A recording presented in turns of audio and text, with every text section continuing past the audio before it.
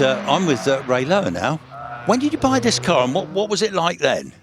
Well, I bought it in 1995, and I bought it to go for hill climbing. And originally, it had a Ford Crossflow in it, and it was quite good at the time. But then I soon realised that in order to go a bit quicker, it needed a twin cam engine. So I managed to buy a Vauxhall Cleaver engine, which was a 2-litre twin overhead cam engine. And then rebuilt it, and have rebuilt the engine several times to bring it to its present state.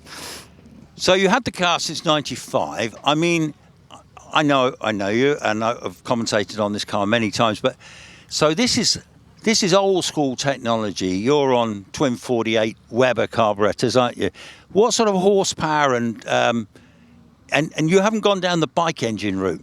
No, I like the tradition engine. So it's not only, as you say, twin Weber 48s. It's an old-fashioned H gearbox, manual gearbox, and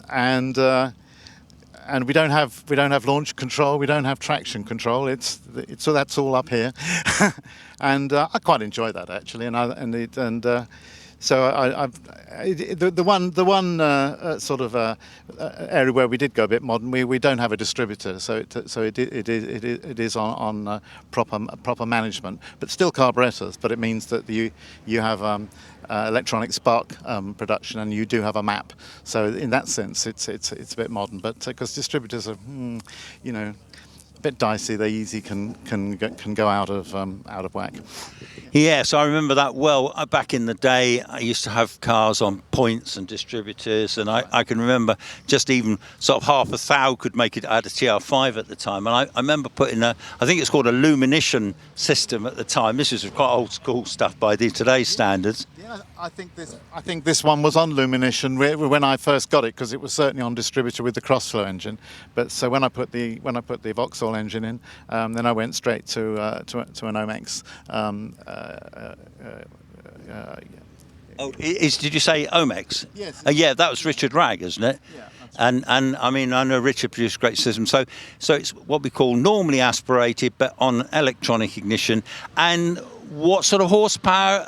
And is it front wheel drive, rear wheel drive? What is it? Oh no, it's rear wheel drive, and it's got a good ZF plate diff. That's a limited slip diff. That was actually part of the original spec of the car, which is actually it's the one thing that hasn't been changed on the car.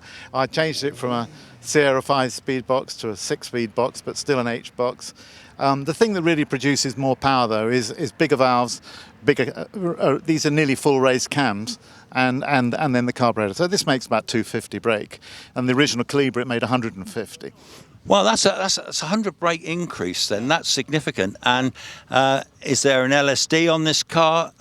Yeah, that's right. The ZF diff that's a limited slip diff, a plate diff. Okay, so it means it works as a limited slip diff even if you've got one wheel off the ground. Whereas quite a lot of diffs, if you have one wheel off the ground, then it no longer gives you the limited slip capability. But this does, so it's a very good diff actually. I just want to tell the viewers, Ray is actually a travelling professor. Visiting professor in mechanical engineering, isn't it? That's correct, yeah. Well, I originally graduated as an aeronautical engineer, so I'm very into things aero, and then I did a PhD in mechanical engineering at Bristol, and then much more, over the last 25 years, I got invited to be a visiting professor of the Royal Academy of Engineering, and then I was at Oxford for 24 years doing that in the Department of Engineering Science as a visiting professor. I think that's absolutely wonderful. Well, listen, Ray, thank you very much for chatting to us.